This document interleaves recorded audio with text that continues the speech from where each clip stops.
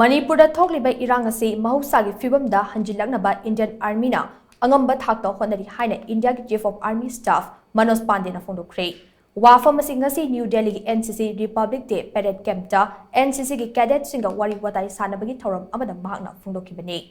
Thoram aduda India ki Chief of Army Staff Manoj Pande na hai Manipur da thokliba irang asi tapna Mahousagi Phivam Da Hanjillakle. Irang asi Mahousagi Phivam Da Hanjillaknaba state lengak Army amadi Assam Rifles na puna hotnari. Laibak asigi awang thangba ngamkhai ase mamanga yengnabada yamna safare adubu sensitivity yamna oide. Eastern Ladakh ta oiriba Phivam asigi matangda military amadi diplomatic level da wari sanaduna warishin ama puraknaba hotnari. Thaudok ama thorakpada khudakta mairum yanaba matik chana personnel sing leibata natana ahenba personnel singsu matik chana leide.